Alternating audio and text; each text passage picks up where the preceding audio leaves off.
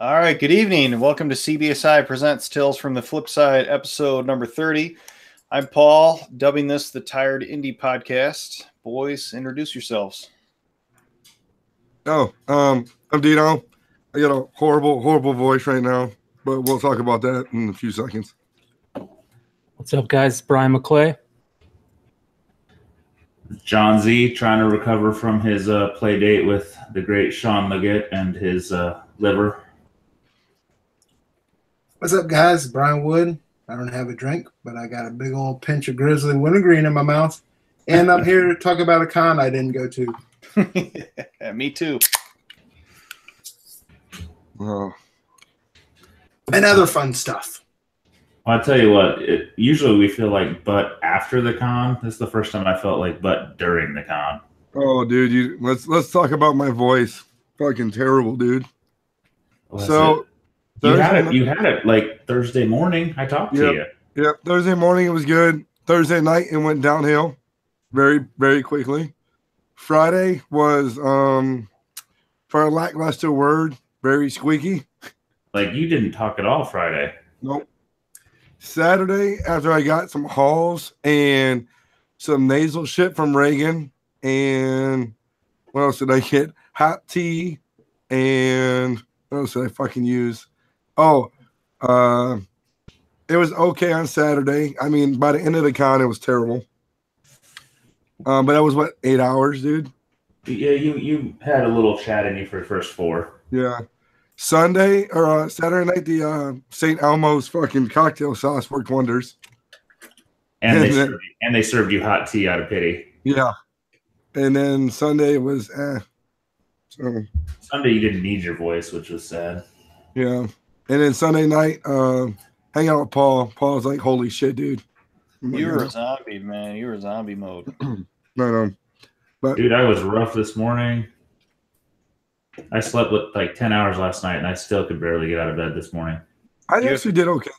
I was surprised. Did you take today off work, Z? No, I had to go to work, and then doing this tonight, and then tomorrow morning going to work early, and then driving to Pittsburgh with the kids. Jesus, dude. Damn, you need to get some of that Stan Lee blood.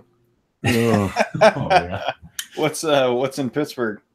We're stopping beside to see her parents before we go on to DC for spring break. You're stopping to buy comics too? I don't know. Not in Pittsburgh. There's nowhere good in Pittsburgh. There have been some serious drop-offs in their quality. You buying comics and beads? Yeah. I don't know. We'll see. Maybe the wife will let me sneak out in DC, but I've never found anything good in DC. I think that's by Chung. Woods is close-ish, right? Yeah, I'm about just south of it, about an hour. Is there anywhere worth going in DC if I can scrape by free time? Or near DC? There's a couple shops in Fairfax. I've always gone up closer to Baltimore, though. Annapolis for Third Eye, a couple places in Glen Burnie. I'm sure there's some places in DC, but I went to 2 or 3 over various like work trips, and I've like most of them are mostly trades and a few new issues, and that's about it. It will probably not be a comic trip unless I can spot somewhere randomly cool. Wolverines are playing right now. Wolverines Villanova. So in case people were wondering. I don't even know if there's any people on the chat. If anybody remembers, one of our listeners asked, I guess in one of our previous shows, we asked about we talked about a store that had a bunch of high-end stuff, and it was in like an old historic house or something similar, somewhere near Dayton or Cincinnati area. So I don't know. Didn't they have a bunch of like statues and stuff in there too? And I remember you guys showed pictures of them. I think we determined from Stein that they were talking about the shop Dino and I went to in Cincy. Yeah. Just the two of you, or the trip that I came on? The one that you came on. It wasn't a historic house. It was a house. It was like a museum. Model home show. The museum. The marble floor place. Yeah. That's what they were talking about. They just didn't. Oh, okay. They confused us. If you scroll through the Flipside Google Plus, there's I posted some pictures of that place back when. Yeah, that's probably what they're talking about. You're right. But what else happened in Indy? What do you want, during the con or after the con? Just tell us the full Monty, man. Well, where do we want to start? You want to do the intelligent observations before we do the unintelligent nonsensicalness? Sure, dude. Any flat tires? No, Paul wasn't there, man. We're up to 8, man. We're getting some serious hits now. So we came in Thursday night. I came in Thursday afternoon with Tony, and Scott got there like 5 or 6. So we set up.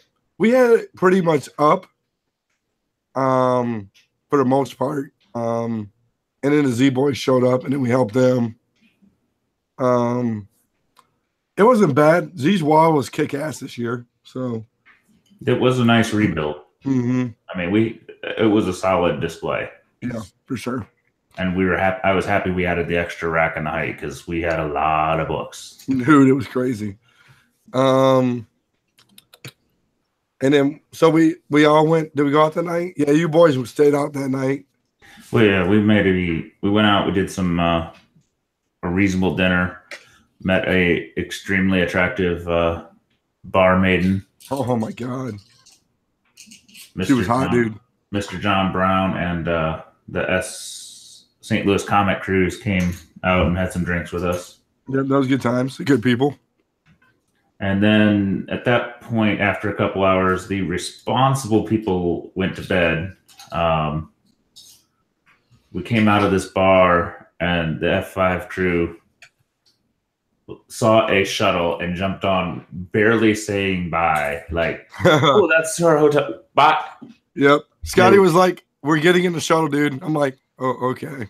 It wasn't even a, "Hey, we're going home." It's, "We're the F5 guys go." Yep. Dude, we didn't even plan it either. It's like we just saw it. We're like, "That's our ticket home, boys." So. And then Ozzy and I went out with Sean, and I think that was it that night. I think it was just the 3 of us. Mm-hmm. It was a little bit bizarro world because Ozzy took it easy at the beginning of the night. I tried going toe to toe with Mr. Sean because I seemed to have thought I did in Baltimore and did okay. But what I've forgotten is that it was in our own hotel bar, so I didn't really have to walk afterwards. Here, we were doing a little movement, a little bar hopping. And by the 3rd bar, potentially I fell off a stool. I didn't land on the floor, but I didn't land on the stool. And maybe there was a little bit of the bartender not wanting to serve me. And the rumor is Ozzy maybe got me home safe somehow. Somebody's always got to forget how they got home. Well, it's funny because I've spent weeks and weeks warning everybody not to let Ozzy get drunk, and he was the behaved one. Oh, so Friday morning comes around. I got to talk about this. So Friday morning comes around. Everybody's dragging ass who stayed out the last night, right? So we're setting up. No big deal. Boom, boom, boom. Everybody rolls in looking like dog shit. So Z's like, "I'm going to put the slabs on the wall." Jesus Christ. And I'm like, "Okay, dude, no problem." I look back, and he's like, "Whoa." And 2 slabs fall on the floor. So the curse went from me to him. So at least I was hungover, and it was a cheap slab. Yeah, no shit. It wasn't a Golden Age Wonder Woman. Yeah, that's true. So he broke my Magnus Robot Fighter 1. I did do the broke it, bought it. So yeah, no big deal. It did put me in the hole for that whole day. I think, though, man. Yeah, and it was only $200. That's the sad part. Yeah. So I guess we can talk about Friday, I guess. You want to talk about Friday? Yeah, I mean, I will say sales were a little slower than normal for Indy for us. I mean, it wasn't terrible, but there just was not a lot of the con promoter came by and told us that it was his best attendance day ever. But we didn't see the buyers. It felt like there was a lot of cosplayers, a lot of people shopping, but we didn't have like the little kids digging the dollar bin. We didn't see speculators looking for flips. We just didn't see a lot of that. Well, I was kind of wondering about that too, because I was talking to Lake and Scotty. I was like, I was worried about it turning into like a lot of cosplayers, but I saw a lot of comic vendors. I'm like, okay. But I'm kind of convinced it's like a cosplayers convention now with like limited comic people. Well, and again, we've talked about it several times. Is there was a pretty solid regional show the weekend before in Dayton, which several of the vendors went to and said was great. And then we're the week before C2E2, which everybody locally saving their money to go get autographs. And this con was on Easter, and that really, the celebrity talent was really weak. Yep. The artist talent, there were definitely no A-listers. There were some talented artists. There was Horn, Juiceco, Tim Vigil was there. Not that that's a big name draw. A couple of others, John Boy Myers, but there were just no big draws. I mean, we never get the Hugheses or the Campbells, but usually you can get Harden or Perez, or we've had Wolfman and Ritson and some of those guys, at least some of the classics. And we didn't have any of those, so there wasn't anybody like driving book autographs or the autograph hunters. Like, we didn't see any of those guys. Did anybody cancel this year last minute? The one kid from Stranger Things. Well, that wasn't even last minute. That was months ago. Yeah. I mean, that the guy from Stranger Things / Hellboy is probably the biggest celebrity name. I didn't even see him. Me neither. And then, Star Trek. Sean Astin was there. I mean, Sean Astin, yeah, he's a turd. Yeah, Jonathan Franks, I think. Yeah, Jonathan Franks was there, but I mean, there just wasn't any.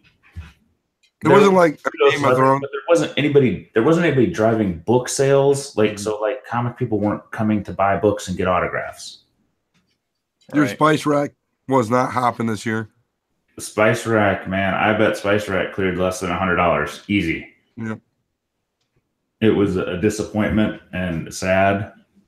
I other than a few big book sales, my bins and other stuff, I would bet under $150. Yep. I think it was Sean that was saying it was just weird, in the sense of what would sell on eBay didn't sell in person, and what people were looking for was. But we know that. I mean, the last few years, there were speculators coming to our bins and digging and going, well, I've been looking for this. I've been looking for that. And we had it, and there just weren't there. I feel like that's a lot of the cons right now. I think a lot of the cons are going through that.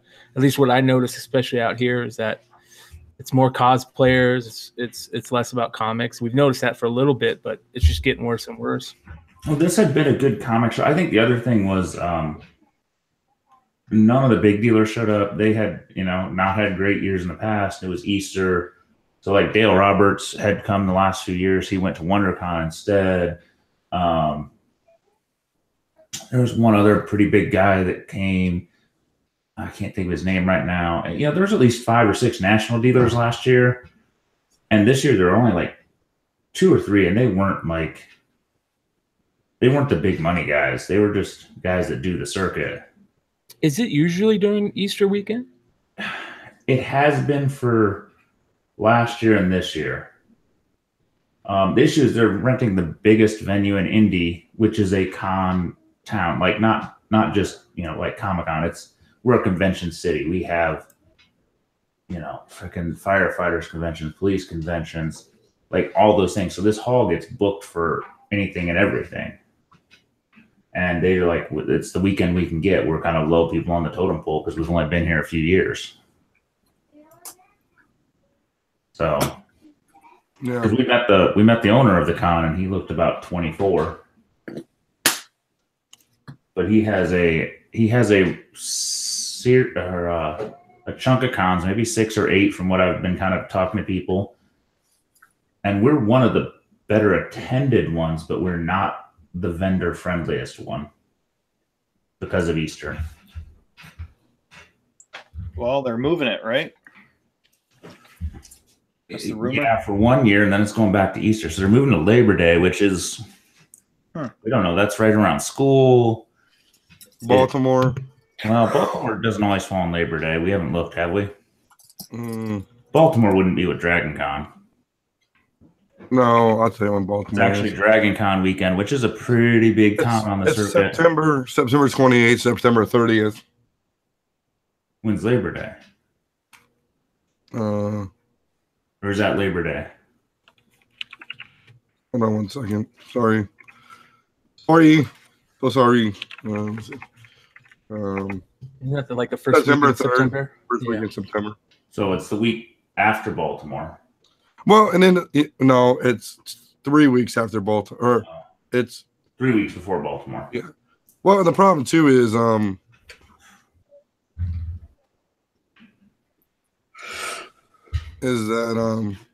sorry.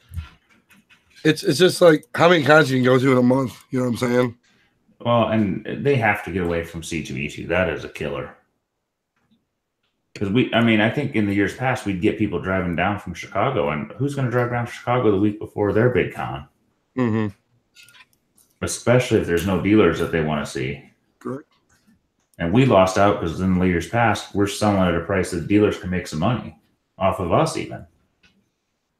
So how would your sales do? Or how were your sales? What were your big movers or anything not move that you were surprised about?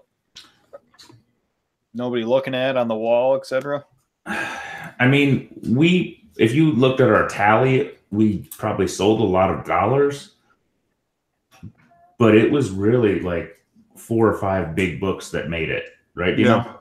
Yeah. I mean, I regret one sale. Somebody offered me $800 for my Black Boy Fly 1, and I was being a dick and said $850. He never came back, but I don't know if he was a serious buyer or not either. I mean, I sold my Batman 121. That was you made a killing on that. I did. I thought Ozzy was going to get it for about $950. Dude wrote me a check, man. It's still pending, but it should be good. Yeah, I was surprised when you told me a guy wrote you a check. I was like, shit. Yeah. Well, the books we sold high. Well, and the other thing too was we were getting a lot of balances, like big balances, like getting declined on cards and stuff. That was a bigger issue. Just because it's like some random company based out of Philadelphia, you know. So they think it's like a stolen card or something. Yeah. So did you lose sales then? No, people just called their bank and was like, "Yeah, that's me," and it was fine. It's funny, your 2 got declined, but my one that I pined over and was worried about went through in a minute. Yeah, maybe he's an indie guy. Is he from Indy? Oh, that's true. He was in state. Yeah, and then like my Incredible Hulk sold for a good amount of money. So he sold 2 181s. Yeah, I would assume pretty good prices. Yeah, I mean, I guess I can tell it now. I sold my Incredible Hulk for like $1,750. It was an 8.5 qualified, and then Lake sold his for way more. So well, his was an 8.0 raw or 8.5 raw all day. Mm-hmm. And I mean, he sold it for above GPA graded. So. Yeah. And I had a couple big sales. I sold one of my Black Cat 50s. It was a covered attached split one, so it was the worst. Well, one of my lower copies, and I quadrupled my money. I don't know that there's a market on that book because it just keeps going up, but I was happy-ish. I was asking Dino, and he said that you sold that, but that nobody looked at your it's your Chamber of Chills, right? Yeah. I just figured did you have those two like next to each other on the wall, or not really? The slabs were in one spot, the graded were another. But I mean, I had a Crime Suspense 22 there. I had a Marvel Family 1. Dino had a couple of pre-code horrors, and Tony had some timelies, and I had the Plastic Man 1-up. So I mean, we had some Golden Age up. Those buyers weren't there. Yeah, Dino was saying that you guys had maybe Sunday, like a $50 and $25 slab wall or something like that, or book wall. Yeah, I mean, we That helped a sold. lot. What'd you sell? A couple? Didn't Dino do said as much as it should have. Dino said he'd be right back.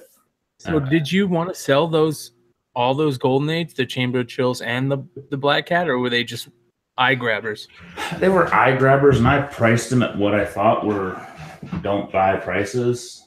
Potentially the Black Cat was a little low, but it was a low grade copy, so I don't know. And I set the market with the last sale. I bought a 2.5 CGC the other day. I mean, like a month ago. So the market moved. I kind of put it up thinking,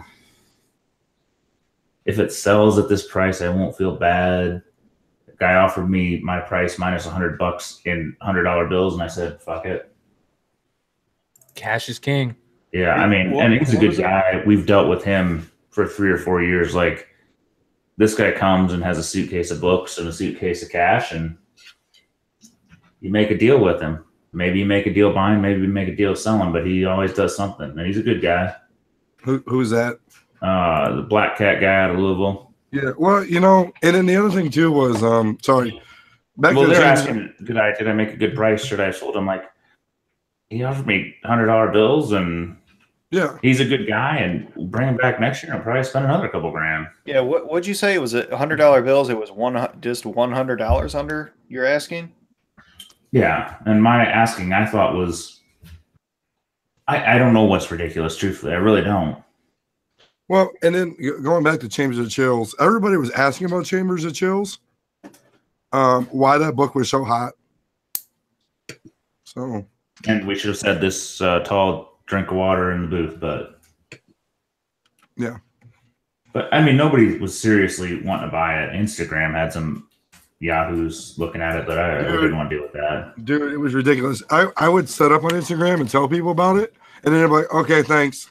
It's like, or they'd be like, the thing that kind of pissed me off at the con more than anything would people would be like, I'm really interested in this 300, like ASM 300, for example. I said, okay, I got some wiggle room on it. They're like, I go, well, what are you thinking, right? And they're like, 225. I'm like, sure, I'll do that, dude. They're like, I got to think about it. Yeah, I mean, there was just not much money at the show. I mean, all the dealers said they did okay, but nobody's like, I killed it. Yeah. I mean, I talked to probably 6 of the dealers. I know Tony talked to some other ones, and everybody's like, we did okay. But nobody's like, it was a killer show. The dollar books, people who had dollar books killed it. No, you know what, though? But not like, even a couple years ago, I brought 5 boxes and sold out 4 and change. Mm-hmm. Mike brought 5 and sold out a little over half. And he had runs of like bronze DC. So it wasn't like he went home with crap books. He had runs of action and adventure and some of that stuff. Mm-hmm. I don't know. It just was the down show. It wasn't terrible. And then the biggest show, the weekend came right at the end, and Dino primed the pump, and I denied the deal. The dude wanted to I couldn't believe that. I thought he was gone, dude. He offered me full price, and he's like, what? on a card, and I'm like, I don't want to do a card. I'm gonna take a hit on taxes. What? I don't understand. I am a tax-paying citizen, but I just on a credit card, it was gonna just beat me up. So what was the book? I sold my Journey into Mystery 83 CBCS 3.5. Wow. Yeah, that's what my brother, I called him and told him I sold it, and he's like, "You're fucking April Fool's me, you asshole." Dude, I had 4,200 on it because there hadn't been a recent sale, so I kind of priced it at a 4. And then Sleepy John came by and kind of looked at GPA and tracked some sales I missed on what I was looking at. And he's like, "Well, you got it priced at the highest 3.5, so nobody's probably going to buy it at that price." And the guy's like, "Yeah, I'll do it." And I'm like, "Yeah, I don't know." Dude, it was funny, dude. I brought down a book. I'm like, this dude's just an out tire kicker. And he's like, what do you think? I'm like, I go, it's a good book. It's an investment book. He goes, I know. And I said, it looks pretty good, and he's like really looking at the slab. So I turned it over. I'm like, there's no writing on it. It looks. It's a nice copy. Yeah, for a 3.5, right? It was 3.5. Mm-hmm. I mean, it doesn't have any real damage in the center. The Thor image is nice. Yeah, and I told him, I was like, we're good. And he's like, I'll take it, dude. And I was like, Z. And dude, it was agony. I waffled on the card sale, and I said, I'm struggling, man. Give me some time to ponder it. And he goes, I'll come back in a while maybe and see what we can do. And instead of coming back and lowball me, he upballs me. Ding, ding. And he's like, I got a Werewolf by Night 8.5 and 3,500. And I'm like, I don't know what a Werewolf by Night 8.5 is. So I got Dino checking GPA, and he's like, he basically upped the offer $200, and some of it's in trade. And I'm like, all right, I'll do it because at least I'm getting something back. I've never owned a Werewolf by Night 32. I'm like, all right, at least I can say that in my thing. Sold it. Dino's like, thank God you're not an idiot. Because Dino's ready to punch me. Like, dude, stop being an emotional asshole about this book. You put it on the wall means you at least thought about selling it. Yep. You got to quit bringing books that are just eye candy. They'll sell. I don't have any emotional connection to Thor. I have an emotional connection to that book because that was the first big score I made. I got it for $1,000 raw. A local shop stumbled on it, posted it. I had left work early and grabbed cash and made a deal within an hour. And I was dying. And that's actually a book I had graded while Dino and I were sitting at our first IndieCon 4 years ago. Yep. I was harassing the CBCS guys about, dude, there's no tracking. This book has been in the wind for 4 days. What is happening? Oh, dude, I would have been nervous too. And so it was my first big fucking book. It was this was the pinnacle of my, comic knowledge coming together. And, some of the guys Leg gets his book, and I told him drunkenly, if you want to trade for it, I'll trade for it. And my brother loves Thor, and he would have traded for it when he gets the books. I'm like, I don't have an emotional investment in this book as a character, but just it was also my last Silver Age blue chip. It's my only Silver Age blue chip, my only Silver Age book. I don't collect Silver Age. I personally think the market's a little high right now, but it was mine, and I had a lot of gravy on it, and I'm like, I'm keeping it. I came home, and my 10-year-old goes, "You sold the Thor?" But you get above GPA, above the highest GPA, and you're like, I gotta sell it. I could probably get one at auction and make some profit. I mean, that's my Batman 121. I mean, well, you went above GPA by 50%. I know. I don't even know how you did that because I'm I looked at GPA. I'm like, all right, GPA is 1,100. I'm thinking Ozzy, if he has a good weekend, could get it for $950 and we'd all be happy. Dude, so this old guy comes up and he's like, I like Silver Age Batman. I'm trying to clean my Batman run. So I'm like, okay, cool, dude. So I show him 121 and Tony's Batman 30, was it 39, 37? Yeah. His was too old for him. Yeah, so he's like, I got some wiggle room on the 121 and I had it at 2,500, right? Crazy price. Fucking crazy price. And he goes, I go, what would you offer me? He goes, you wouldn't like it. I go, well, try me, right? He goes, 1,500. I'm like, done. I mean, done. Well, I mean, what? I mean, I couldn't turn it down. I mean, and he wrote me a check because his credit card was keep declining. Dino's credit card reading luck was terrible. Well, it was just big books. I mean, a $1,500 sale in a fucking comic shop in Pennsylvania. I mean, it's it is suspicious. Oh, is that where you're based out of, huh? Yeah. Oh, I never thought about that. Yeah. That's where you're set up. Mm-hmm. That makes a lot more sense. Yeah. So he wrote me a check, and the vendor next to us across the aisleway was like, "Dude, he could buy your whole wall if he wanted to." I was like, "He could write me a check for $100,000, and I wouldn't say anything." I'd be like, "Oh, okay." So I felt good about it. Who said that? The Silver Mountain dude. Really? Yep. Man, okay. That Silver Mountain dude confuses me, but yeah. He's looking for Batman 1 through 10 right now. That's what he said he's looking for. Oh, well then, heck, sell him whatever he wants. Yep. Wish I had some more Batman. Yep. I got some new 52 1 through 10 he can have.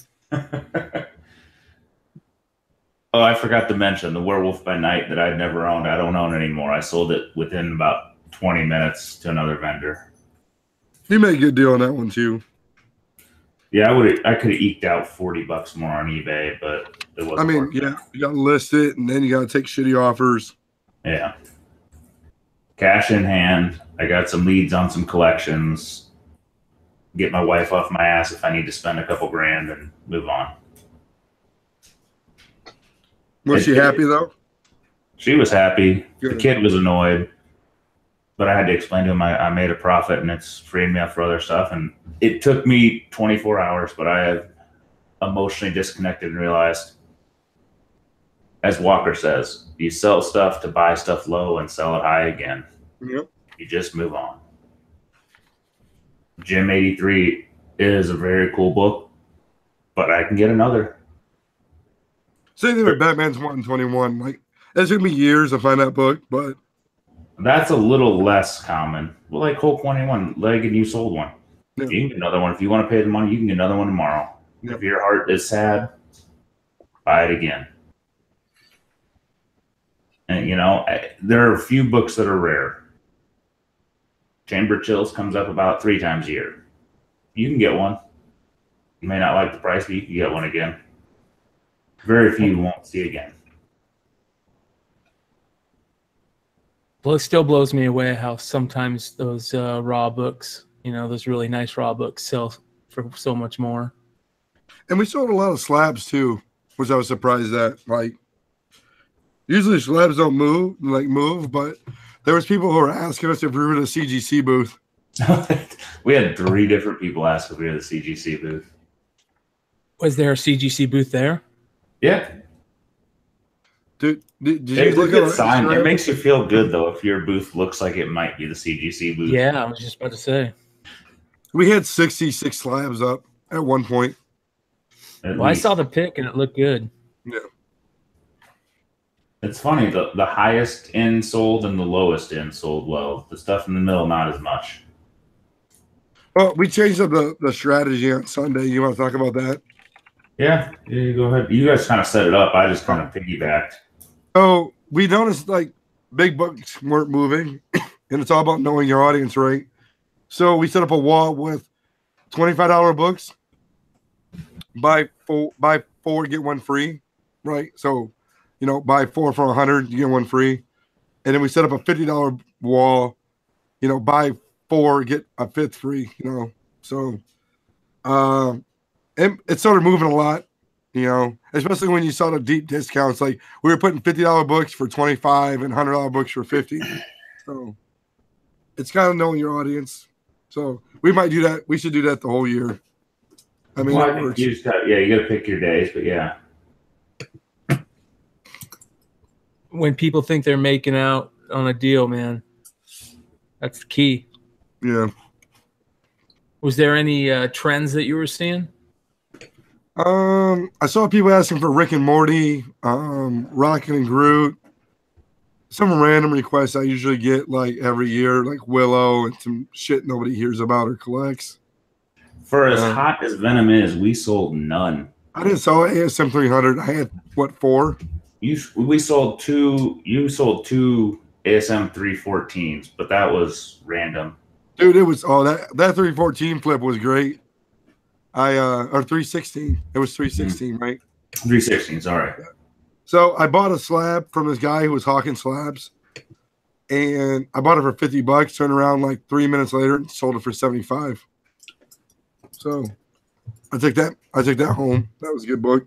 Well, and you'd sold a 9.4 just a like 20 minutes before. Yep. I mean, I'm kind of glad my boys came back Saturday and Sunday because, I mean, we did decently. Well, we did decently at it. So Dino has done a good job of building a repeat customer base. yeah, You talk everybody up. You treat them all as friends, and it pays. they come back, dude. They're like, "What up, man?" Like tall kid, that tall kid who spends like $200 at a booth every year. Yeah, I mean, you're responsible for our buddy in Louisville coming back every year. We give him a good deal. Yeah, we treat them fair.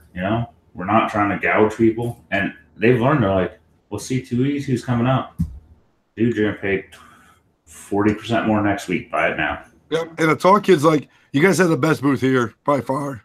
Like, by far. I went around. I bought a ton of stuff. Like, I bought Avenging Spider-Man 9s for cheap-ish. I bought some good books. But I went around because I couldn't talk on Friday, so I kind of just dug.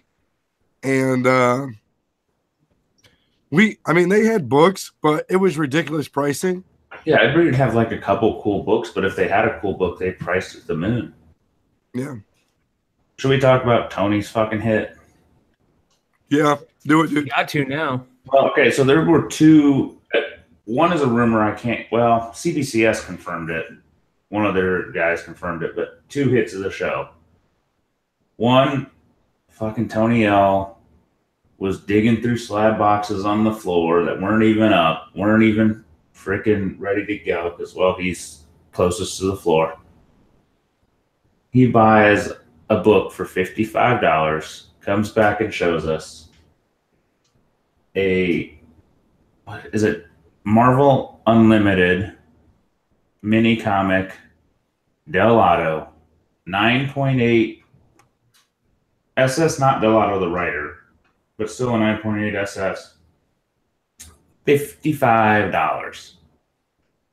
Oh yeah, Wow. the Ultimate Alliance game. Ultimate Alliance, I'm sorry, yeah. And I sold a 9.6 for $300 or $400 a while back. $55. I don't even know if there is another 9.8. Hold on. He texted to me. I'm sorry. He did it this afternoon. There is 198 Universal and 1 Signature Series. There's only 3 total. 198, 2 9.6s, and 1 Signature Series. I had a 9.6 and I flipped it in the 3s. Yep. And he goes, "I just never seen that dude." And he goes, "I just bought it." And I was like, he made out, dude. Big time. Comic sense. Yeah, I mean, he killed it. The other book of the con, like I said, I heard about it secondhand, but the CBCS grader confirmed it. Somebody pulled a Bloodshot Zero Platinum variant. I would have passed on that. I wouldn't even know what the fuck that was, honestly. You got to be a Valiant hardcore guy to really be looking. But it's a $1,000 book out of a $5 bin. Wow. It's just a no price logo, slightly different coloration variant. But it's one of those Valiant fucking hunting books. It's a mess up book, right? They didn't put some kind of ink in or something. I think so. I think it was like an early run type thing. As best I understand. I don't know it very well. There was a Valiant Homer that, told me about it because he had heard about it. And he actually tried to buy it from the guy submitted in the grade and tried to get him to pull it back. And he's like, I offered $2,000. The guy wouldn't pull it out. Wow. So, and that was a dealer that purchased it from what I recall. So somebody did well for the day. So did you guys sell your, one of the things I noticed in the picture was the Valiant Nintendo preview? I did not. I don't even know where to price it, but I priced it fairly high because I had a 9.2 PGX in the past, and there's not many high grade at all. I sold the other one because it was PGX and actually to a Cbsi, so I felt okay about it. Did you get anybody to ask to look at it? Nothing? No, that's a unique book. That's a certain audience. Yeah, but you know what? I feel like that's the type of book at least you get one or two people asking about. I tell you what, nothing in the middle price range is. We sold no ASM 300s. That's all I need to say about the show. Yeah. We had some nice $300 and $400 9.8 variants. There was a Moon Knight Granov on the wall that got a few looks but no talks. I had the only Lost 23 on a wall. The only person that even commented on it was a Hughes fan, but she was buying lots of 10s and 20s, but not wanting to spend Lost 23 money. It just went unnoticed. Dude, she spent a shit ton with me on Sunday. But she bought a lot of money, but like she didn't want to buy one big book. She wanted a lot of cool books. Well, and then she wanted to read them too. Yeah, so I mean, it wasn't interesting. It's making me contemplate my thoughts on the market, but I don't know if I should based on one show. Yeah. Because we had some really unique books. And they didn't get bites. I mean, the common stuff got bites. I mean, I don't even know what you guys sold. I don't know what kind of moved out of your bins. We sold a short box of variants, a short box of regular inventory. It was You sold a lot of Horn. Dude, that Harley Quinn set and that Venom set. And I walked over with a girl, and Greg was nice. He remembered me from Baltimore, and he signed that book for that girl for $10, so that wasn't bad. Oh, that girl that like knew nothing about comics and like asked, and you're like, Horn, he's here, get a sign. Yep. It was a cool cover too. It was the Edge of Venomverse cover, that version variant. Mm-hmm. I mean, it was cool. It was just like you were like talking to somebody who had no idea what they were talking about, and you wooed them to the philosophy. Yeah, I mean, it wasn't hard. I wasn't pressuring or anything about it.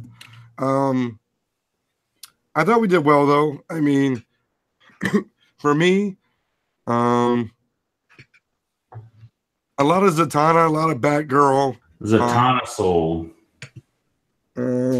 Saga 1, Daredevil, Spider-Man, Preacher 1. I sold my Preacher 1 for market, dude, or for like a crazy number. Did you sell that? Yeah. What did you get? I think 1 1/4. Oh, I didn't see that. Yeah, it was a $9 rough, dude. Man. I got it in a trade, so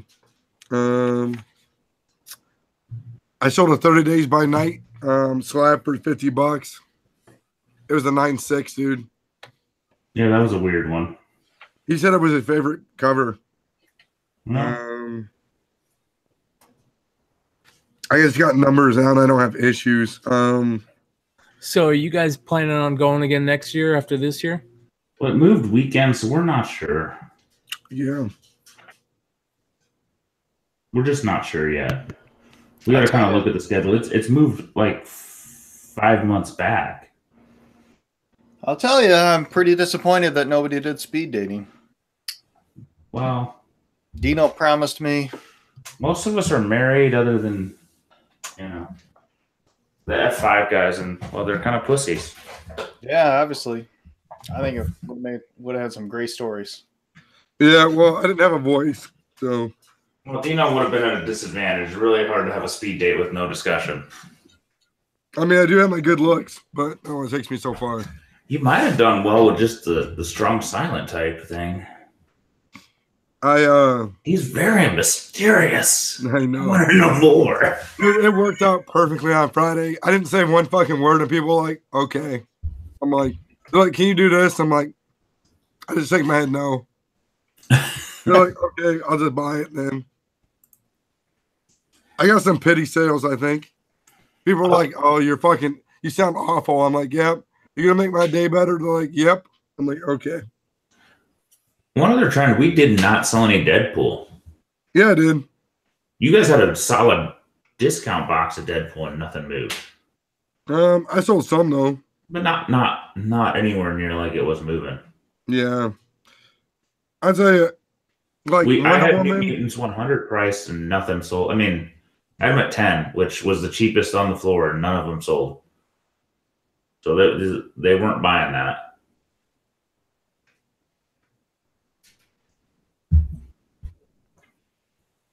Yeah, I mean,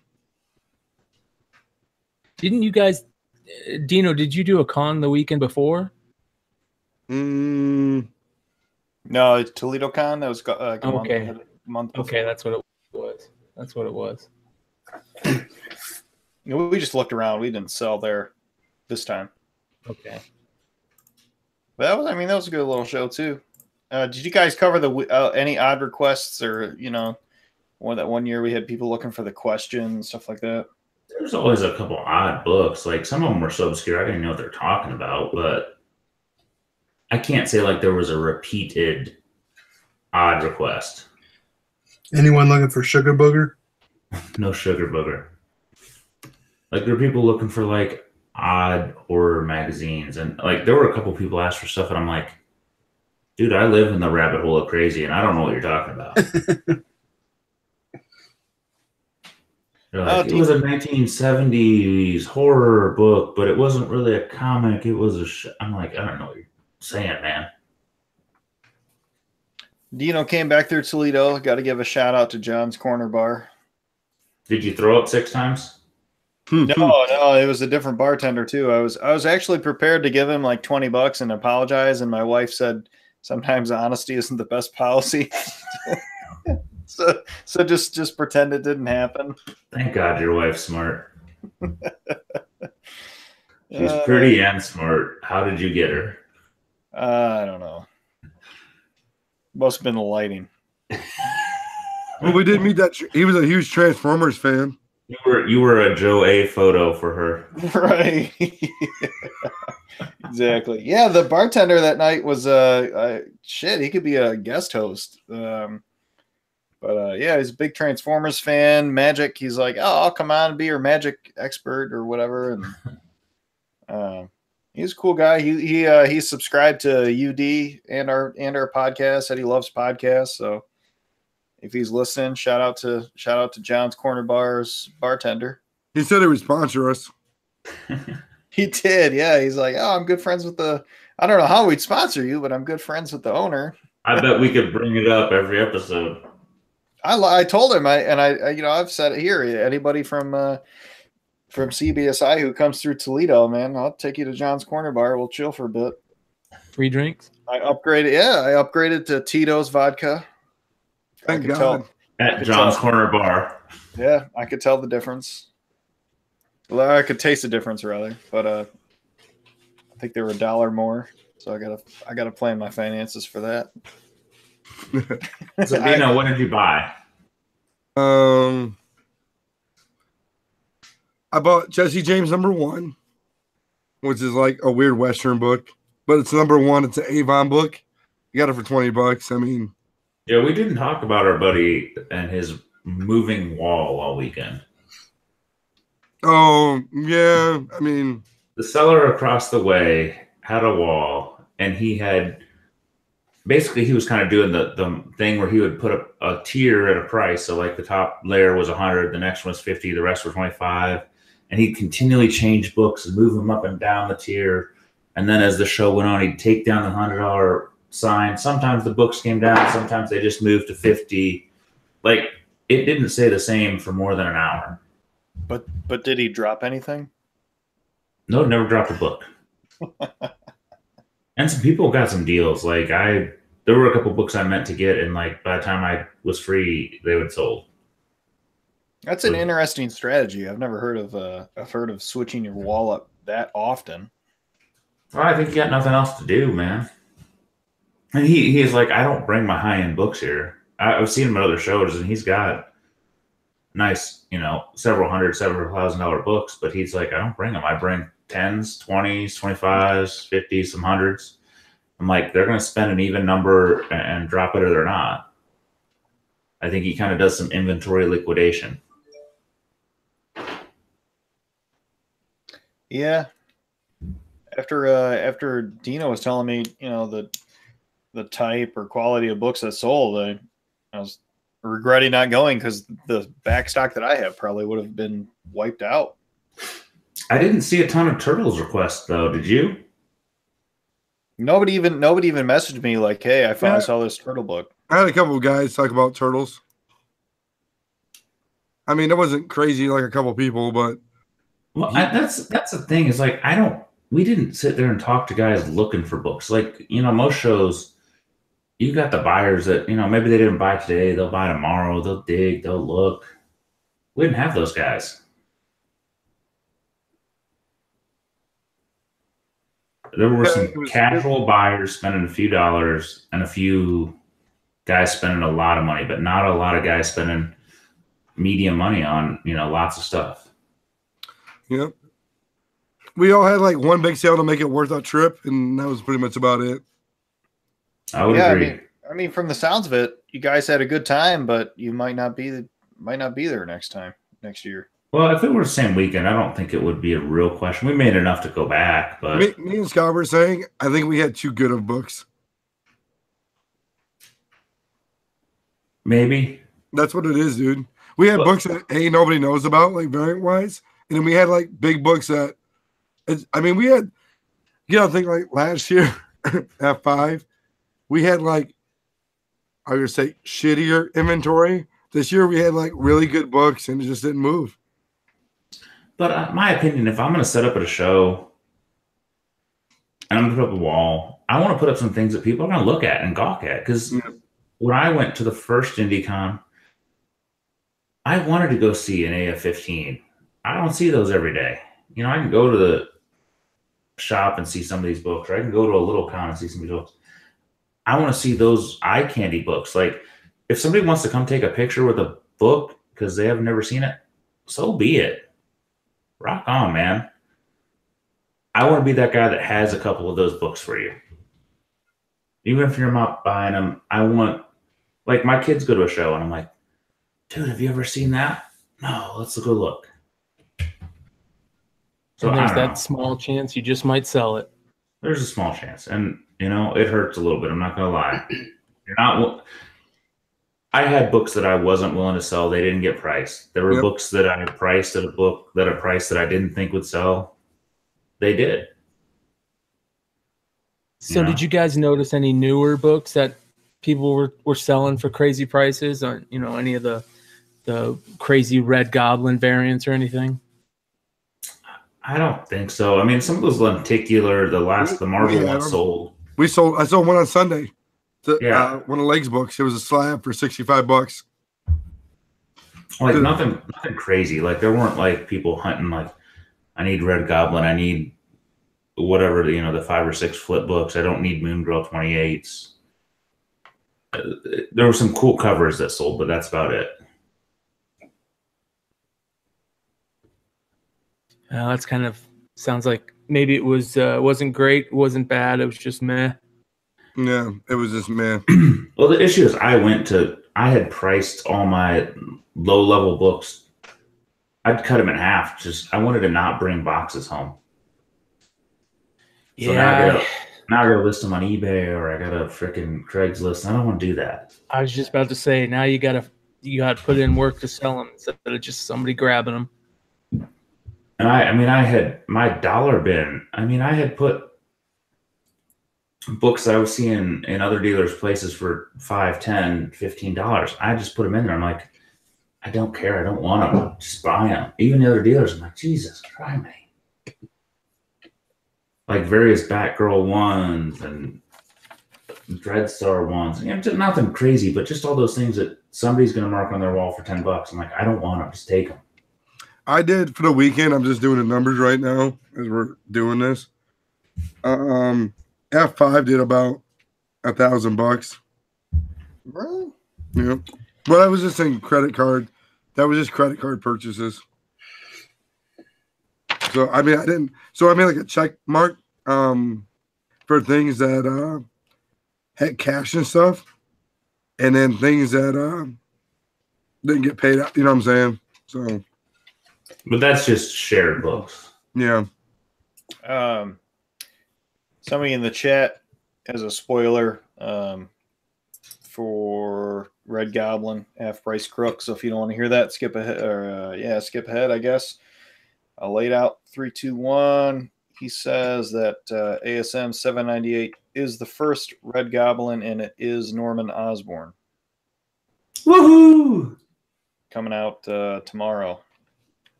Supposedly, someone on Facebook posted it, so we'll see if it's true. I could care less. I think we can move to that topic later. No, I just threw it out there. Well, I mean, I can care less. I mean, I know I probably sold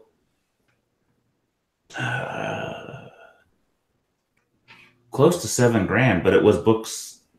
I'm not thrilled to sell the high-end books. I'm thrilled to sell the low-end books. So, there's years I sold $4,000, and most of it was in $1 to $20, and this year was 6 or 7, but it was mostly at high-end books. Does that make you more happy because your bulk, like your bulk of what you have, is down? Yeah, truthfully, you don't have as much to store and etc. Yeah, I mean, truthfully, I don't have that much. Like, I had one long box of dollar books. That's it. So, I mean, it makes sense. I didn't get hit as hard. I'm under 15 short boxes right now, which doesn't sound like that little, but it is compared to 20 long boxes at one point. We bulked out a lot of shit, dude. We did better this year versus that asshole that paid you nothing. The same asshole, but he paid you nothing last year. Yeah. I didn't want to take it home with me, so. If I would have known I was buying a collection, I almost would have bulked your shit out. But I'm like, I don't want to bulk your stuff out and then not get a collection. Yeah. I had to carry 2 boxes of Ozzy's books home. So did you buy a collection? I have a couple leads that I'm waiting to pan out. One is buried in an attic, and I got to wait for them to clear some space to it.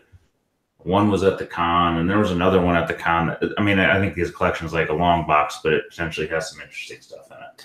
That attic one seems pretty enticing. Yeah, I'm the only guy on that one right now. I'm being patient. There's a friend of a friend telling me about it. Along those lines, I kind of got a little lucky from a friend of a friend and picked up a Walking Dead run this last week. Did Tell us more. I have a buddy who's been collecting the run for, I don't know, a couple of years, and he put it together, the entire thing, not too long ago, and had been wanting to sell it for a while, and I could just tell that he had been wanting to sell it, but he hadn't put it out there. So every time I'd see him, I'd kind of nudge him, hey, I'll buy that collection. Hey, I'll buy that collection. And he's younger. He's probably 21, 22. And he's going through that festival stage where he wants to make every music festival he can on the West Coast type deal. So I was just waiting for that moment for him to need that cash. And so I did pretty well. I traded him probably like $300-400 worth of books, and then gave him $1,000 and walked away with a pretty decent collection. Number one's decent grade. I'd probably say 9.6, minimum 9.4. The rest were 2 through 50 aren't that hot, but they're sellable. And then who cares about the rest? Yeah, I'm gonna do my best just to get rid of it and keep number one. If you can keep number one for free or really close, then you did very well. I think that's what I'm gonna try and do. And what was funny is the kid. I keep calling him the kid, but he is my friend. He's a good dude. He at first he wanted to. It was like a couple $100 less than what I had offered him in the end, and I just said, nah, I can't do it, man. My karma would kill me. So, if it wasn't a friend or just somebody that was trying to get money, I might be okay with it. But I said, told him don't shortchange yourself, and gave him extra couple $100 and the books he wanted, and I think we both made out. Yeah, I'm kind of moving towards moving my Walking Dead run. I don't have a full run, but I think like issue 8 through whatever the current issue is and just sticking to the trades or the omnibuses or something. I think the show just doing so shitty is. I hear a lot of people saying that, and that it doesn't got me worried because I've been wanting a number one for a while. I think that's a book that will eventually, it'll hold number one can definitely hold its own over time. Yeah, but I don't know, man. That show is really tanked from what it sounds, and you hear less and less people talking about trying to complete those runs. I can't understand why it sucks, but it does. Well, I'm telling you right now. I love the guy playing Negan. Like, he is swaggering dick as hell, but the storyline sucks. Well, and going back to the con and stuff, it's like, this is probably the best time to buy, honestly. Like, I think it's the best time to buy and sell. Because, I mean, I picked up a Monsters 1 for $10 signed by both artists, and a number 2 for like $5. So, I mean, I was just sniping books, and people were like dealing them, and I don't know. Like, I picked up Avenging Spider-Man 9 that both need presses, but I mean, that was good pickups. What else did I pick up? Some old 10 centers. Nothing crazy, like Police Comics 7. And what was that other number 1 I was showing you, Z? You remember?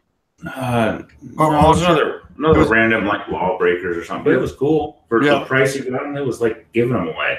Yeah, and then I bought an Incredible Hulk 182 for like $25. It's like that's a deal. Yeah, that's a pretty copy. Yep. I mean, the fact that Leg brought those bronze books and they didn't sell. I mean, the 181 sold. Yeah. But they were all probably 8s and above. I mean, I don't know. Maybe the Punisher wasn't quite that, but it was pretty. Well, and the problem is on Sunday he's like, "Fuck this," and he like discounted them, and they still didn't sell.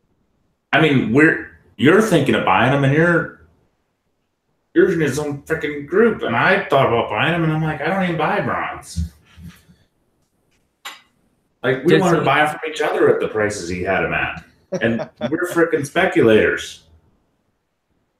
Yeah, I don't know. It's like if he would have dropped them $2 more, we would have just said we can't take it. We're buying them. Yep. That really surprises me. That's kind of a bummer. I mean, he had like Bronze Age, high quality 8s and 9s, and he had them for pretty good deals, and they didn't sell. He sold 1, but I mean.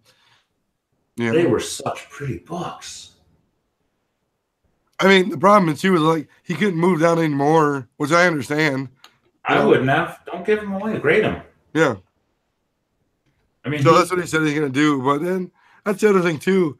I should have bought the Ghost Rider if I would have sold the Thor before he left. I would have bought the Ghost Rider. Yeah. Well, and then the other thing too is like. A lot of people don't like graded books. It's like a lot of people ask us about grading in general, like how to grade, like how CGC works and stuff like that. So it's interesting. Like more people are getting into slabs. They just don't know how to do it. And I think they're scared to do it, Like one guy didn't even know about pressing. So no, it was, I don't know. It was, I think for me, jumping back to selling that Walking Dead run, it's just a shift in my own personal what I want versus what I have. And you're consolidating, though, right? So what? You're consolidating. Pretty much. I'm just shifting my focus to Turtle / PC stuff, and maybe a long box or 2 of spec. But it also becomes, what have you had? What have you owned? Well, I don't need that again. I've owned it. That's exactly what my buddy said. I said, are you sure you want to do this? This was your like pride and joy for a long time. And he said, I just don't care about it that much anymore. I don't have the want to keep collecting it. And he's still going to collect other books. He's a big J. Scott Campbell guy. He's going to keep collecting those books. And, he just didn't want to keep the Walking Dead stuff. And it's exactly the same. He just was over it. And I understand that, a lot of people go through that. Once you've owned it, the only option is own a better one or move on to something else. Yeah. Vicious circle. And Tony brought up about that giant size X-Men one that Sean had. I don't know what it's going to grade because I obviously can't grade that book. It's a 9.2, 9.4. Don't say you can grade that book. Well, I mean, I'm just going off what Leg does because Leg's a master at it. That's what he said. Leg can't grade it either, man. I don't know. PJ and I have a story. I had a raw book out of a collection. Trey looked at it. Sean looked at it. I looked at it, and we all thought, we think it's a 5.5.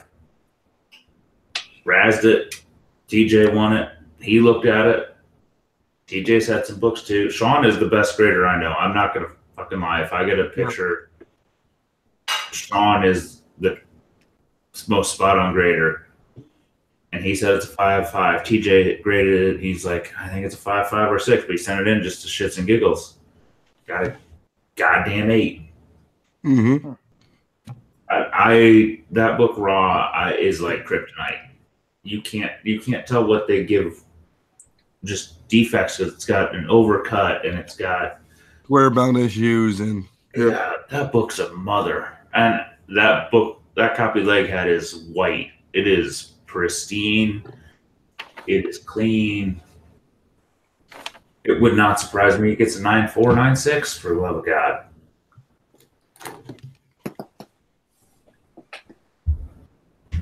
So what were I know he put the picture up. What were some of the other major keys that he had from that bronze? He had he sold his Incredible Hulk 181. He had Marvel Spotlight 5. Marvel Spotlight. Hey, let me check Instagram real quick. He had Iron Fist 14. Hulk 180. Hulk 180. Iron Fist 15. ASM 129. Oh yeah, that ASM 129 was not like a 9 copy, but it was a really clean 8 range. He had a few others. He had something like variants, like that He-Man variant, Skeletor variant. Oh yeah, and he had some nice Venom variants. Yeah. Was the Skeletor variant raw? Yeah. Did he get very many people asking about it? No. Not a 1. Wow. X-Men 94. Oh, yeah, a very nice X-Men 94. That book's kind of cool. And that Deathlock book. Oh yeah, I thought about that one. First Deathlock. I thought about Little Z's Ozzy's Fantastic Four 5, that Doom. Yeah, but he doesn't want to sell it. I know. marked it like a grade and a half above where his was. I know. You know, that's his pride and joy. I mean, because he gets pissed because he's gotten some deals, and then I buy him out, and he's like, "Oh, I'm glad you bought me out," but then I sell it as well. Mm-hmm. I lose attachment to shit after 2 years. I'm like, "Well, I've had it. I want to know something else." I sold the Brave and the Bold 28, and he's like, "You fucking dick." I sold the TJ the third highest graded Malibu Sun 13 error. Mm-hmm. He's not as pissed about that because he got some shit he wanted. But, I just, it's hard for me to be in the long haul because there's always something I want more. I just like the thrill of hunt. That's all I care about. Yep. I'm not going to lie about it. No, I mean, I have an emotional attachment until I've had it for a while, and then you're like, have that. What else can I go find? Because I'm not going to put thousands of dollars of my own money into it. So if you're not going to do that, you got to sell something you got. Yeah, I mean, even for me buying at the con, I don't think I spent more than like $200 maybe, $300. But I probably bought the most, but I mean, some of it was my nonsensical shit near broken slab. Well, and I bought that. I did snipe something on eBay though. I sniped that Alpena Punisher number nice. 2. It's a CBCS though, but it's a 9.8. I got it for $300, 300 and some change. I saw CGCs were selling for like 600, 1,000. So I sniped that Frazetta Weird Science Fantasy 29 for $55. I know, dude. It was a France auction, which I didn't pay attention to initially. So I paid $30 in shipping. But I mean, if that were not PGX and in the US, it would have been $250. Yeah. So I got it for 80. I was happy. Yeah. I bought an Under the Radar book last night when I got home, half tired and asleep. And it's a Cbsi spec of, death because it goes up and down and we all wait for it to do something. But I got a Untamed 1 variant 9.8 for $39 shipped. Nice. I mean, I'll gamble on that all day long because there's not many 9.8s. McClay, you remember when we ended the podcast last and I bought that Campbell lot? Yep. I sold like 4 books out of it for like 125. Yeah, that was a score and a half. I sold that Baroness for 75, and I sold a couple of Red Sonjas for like 40. I tell you what, those J. Scott Campbell's G.I. Joe covers, the Baroness and the Scarlet, those are tough books. Those are really tough books. And I sold it to the girl who bought all the Hughes stuff because she was a Campbell fan. And I said, and I had it in a separate box. I didn't even price it because I shipped it to Scotty. And I said, here, I didn't even price it. And Scotty goes, they're going for like $75. I'm like, there you go. And she's like, I'll take it. And the other guy like Red Sonja, and he goes, I'll take those. And he goes, I said 45 for 3 books for 15, like 45. He said, how about 40? I'm like, done. I mean, that paid for a whole lot pretty much. Yeah, you can't beat that. I still got like 15 books left. So,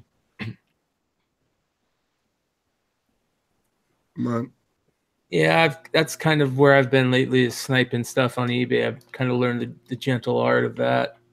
And you can do really well. You just got to know what you're looking for, and sometimes you get lucky, sometimes you make mistakes. You get pissed off when you lose, but if you overpay for everything, you'll be pissed.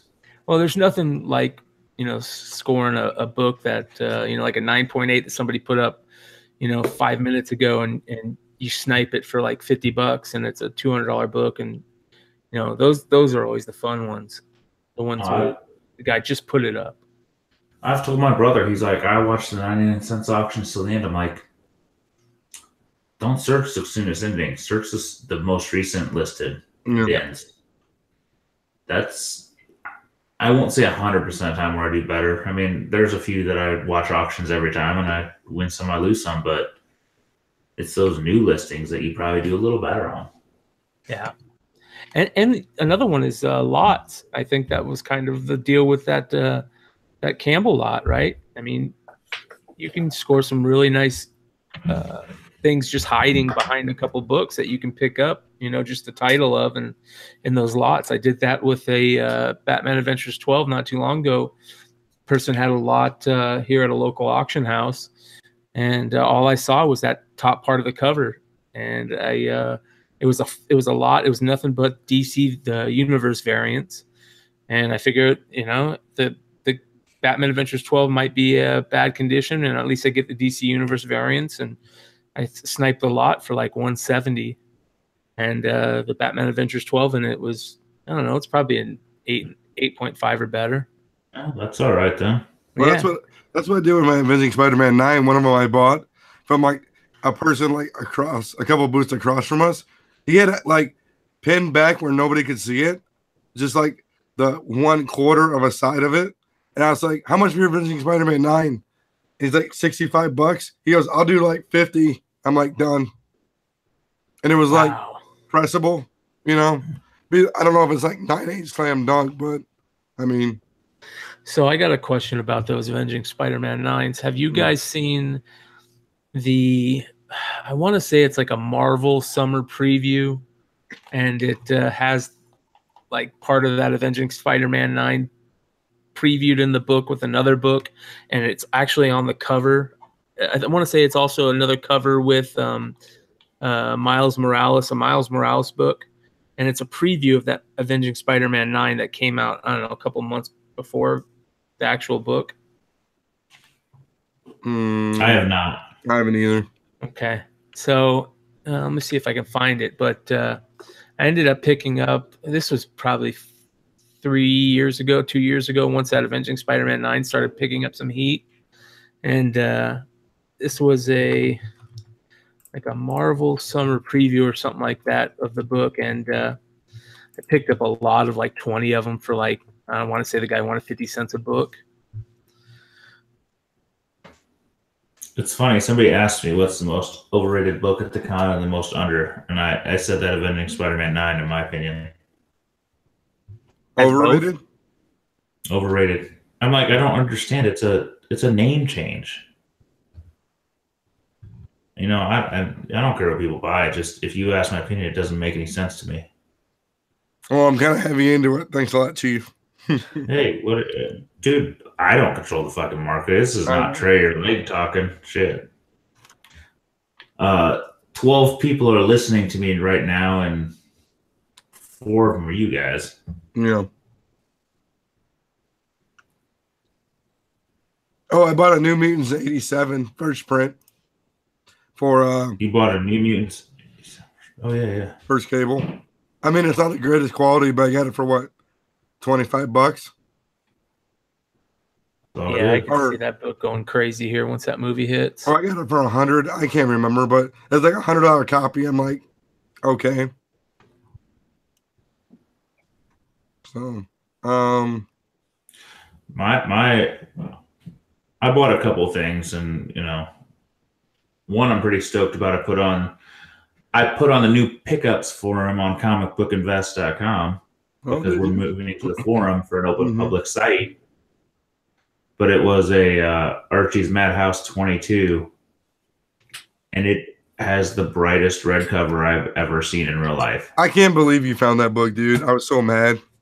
Oh, I saw it walk into the pisser, and I'm like, wait, is that? And then I walk back, and I'm like, that's the price he wants. I'm like, I would have paid that price, and he gave me 50 off. And I'm like, oh, it's either the prettiest 5.5 I've ever seen, or it may creep into the 6.7 range. I don't know. It's got some weird edge damage, so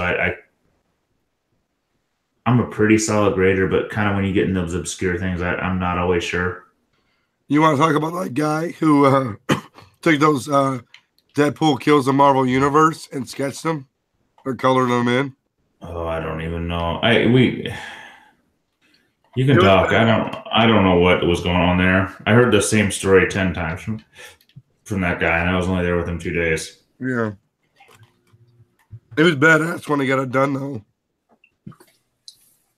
He knows all the artists, so he was getting some coloring done. It was cool, but it's like, I talked to him last year twice and heard the same story, and I talked to him this year 4 times and heard the same story. Because we were both waiting at a booth for the same book, and he got there first, so I was a gentleman and walked away. But then he waited 25 more minutes, and the seller never came back. You want to talk about your foreign variant club you're starting in India? Oh, I didn't start it. Yeah, you did. No, I jumped on late. They're the lead grader for CBCS, not the lead grader, but the foreign consultant happens to live in central Indiana. And at the very first IndieCon, they set up a booth and like showed all their foreign variants. And it kind of got a lot of people looking for them in this area. So like, it's kind of a hot spot of people looking for it, just because outside of, you know, somebody seeing it, nobody's looking for these. It's a fairly obscure subsection, and it's not like you're buying every foreign book you've ever seen. You're buying key issue lots. Like there's people buying Spawn #1 lots because there's, I don't know, 25 versions of it from different countries, from Spain to Germany to, you know, Yugoslavia or wherever. And, you know, then there's other people hunting Golden Age books, but it's not that they're just buying any book they find. They're buying the keys in another version, and they're assembling sets. So one of kind of the 2 main guys in this kind of movement lives here, and him and another of the main guys, who they've had a newsletter and a website and a Facebook group. they kind of ignited the market here, just putting up a wall of these books. They weren't even selling; they're just displaying them, and everybody's like, "Wait, there's 15 or 20 versions of ASM 300. There's that many versions of ASM 129, and all these other keys." And it's kind of the same thing we've talked about. If you buy something, and, okay, I've had it. What else can I get? Because let's be honest, a little bit of this hobby is showing off. What do you have that nobody else has? So you buy the common books, and you buy the next books, and you buy next. These are guys that have spiraled into the fucking outskirts of crazy, where I live, and are buying these things that nobody even knows exist. I almost bought a Walking Dead 1 as I walked out the door. It was graded 9.8. Yeah, TJ and I looked at it. Yeah. Can we talk about TJ? Sure. I love you, TJ, but man, you were a crazy motherfucker. Oh, I love the death. I can't wait for Motor City. Him and Sleepy John are going to stay at my house. Can we talk about TJ carrying $750 worth of $1 bills? Oh, dude. He bought one of my ASM 569s for like $150. He's like, I'm going to pay you on ones. I'm like, you fucking asshole. There's a serious consideration that TJ is a male fucking stripper. I don't know if he is, but it has to be taken into consideration when he has $750 worth of ones. Yeah. And he spent 300 of them with Cbsi guys. So it's not like I'm making this shit up. John Brown will can text and go, yep, he has 215 of them. Yep. I got 150. So I kind of wanted to take a picture of him fanning out his 700 ones going, bring the RAS page back. I want 700 spots. Yeah, no shit. Well, if he is or isn't, he's going to have to say he is, for now on, just to keep the hype alive. I will not say he is. I won't say he isn't. I'm not qualified to judge, but $750 in ones is a questionable life choice. I'm sure we could get some good covers drawn out there now. Dude, he's so fucking funny too. God. I mean, I was hungover and about threw up. I was laughing so hard. You know what I've been looking for lately? Is a Dirty Pair #1 Hughes, dude. Yeah, I'm there too. I ended up finding one of the Bruce Timm ones. Still haven't found one of the Hughes ones. I just don't want to pay eBay price for it, Yeah. So the book I was talking about with the preview of the Avenging Spider-Man 9 actually comes from the Religion of Topher and those amazing previews that he finds. And he wrote a big article about it a while back, the top 50 preview ads. Mm-hmm. And it is in the, let's see here, Summer Sampler, the Summer of Spider-Man Sampler. And if you guys get a chance, go to the comicbookinvest.com and look up Topher's top 50 preview ads, and you can see that book and with many others. The guy kills it every time he types on a keyboard. Topher is a fucking wizard. I mean, he knows his shit, obviously. So Topher knows shit that Jimmy used to know, but smoked it away. Yeah, brain cells are gone, or better brain cells have taken the place of. Very true. It does amaze me though that so many people don't understand grading and grading companies and pressing. That was probably my takeaway from Indy. Well, we were at the CGC booth, so people were asking questions. People asked a lot of questions, and even people buying real books were confused. And we sold some low grades. You sold a 9.0. Yep. So there was some weird stuff selling. I think there's still a vast majority of the comic collecting community that does not understand what's happening with grading. That's really surprising. If that's the truth, that is very surprising. Mind you, the Midwest is a few years behind the rest of the world, but still, it seems surprising to me. When you said you sold the 9.0, you sold a graded 9.0? See, I almost think sometimes that it's better just to crack those than sell them. And if people are buying them, maybe you're right. I don't know what it would have done on eBay, but like on the wall, it sold quick. Yep. Maybe people, well, when I was first getting back in and a couple of years back, and, I thought buying a couple books and of the lesser grade was a better thing to do. And you learn quite quick. So maybe it was somebody that was just getting back in. I don't think that's the case. I don't know. I could be wrong. It amazed me how many people were looking at grade books that didn't know what they're talking about. And we sent them to CGC because we're kind people. We should have sent them to CBCS because that's where I think the people that don't know shit are going. Dude, I heard some girl said she had a book, and we're like, okay. And she said, yeah, it's a 9.5. I was like, oh, okay. We should have actually asked what books they had. Mm-hmm. Well, we should have actually said, oh, you want to see? Let us look at them just to tell you if you should go. Well, and then the other part was people coming up to us and saying, oh, I'm just looking. I'm like, okay. They're like, yeah, I got a bunch of books. I just want to see how much they're worth. Well, that happens every year. It does. But it's like you can't compare apples to oranges. And how do you know what we're pricing not to sell versus to sell? Mm-hmm. And there's a world of difference for somebody not knowing what they're doing between a 9.8 and an 8.0. Hell, probably lower. Like,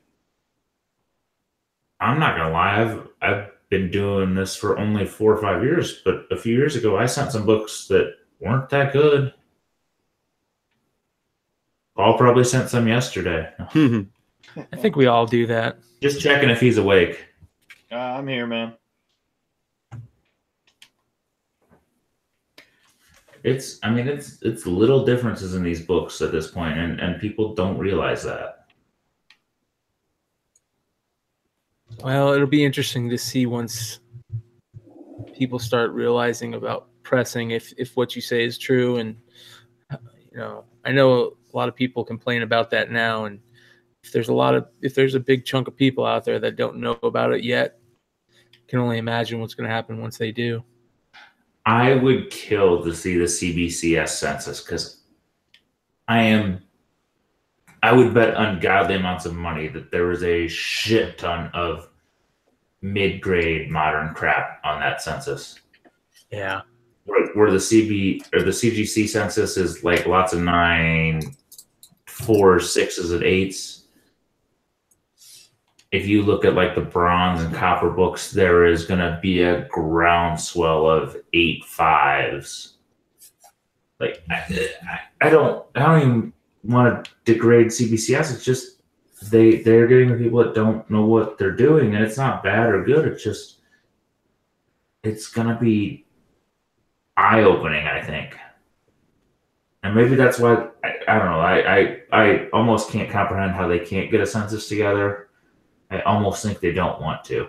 I think because everything's stuck in their grading department. 6 months, 7 months. Well, you just hired IT guy to go and backlog it, They have one. They can access it. I just don't think they want it public, and I just think it is going to just make people's heads hurt. I've lost all respect for that company, to be honest. I've just... they came on really strong, and a lot of people had high hopes, and they just really shit the bed. Well, they grade properly. I mean, that's the only saving grace right now. When you buy a 9.8 slab, you know you're getting a 9.8. Well, I have no problem with that, but you're missing your market opportunity at that point. Mm-hmm. They had a lot of chances, though. If Mr. Kenyon wanted to sell me a certain 9.9, I'd buy it, but other than that. Yeah, well, I'm not pretending he listens to this podcast, but just still throwing it out there. Mm-hmm.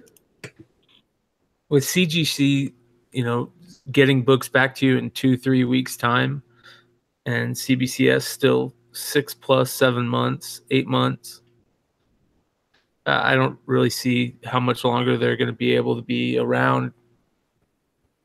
They continue that.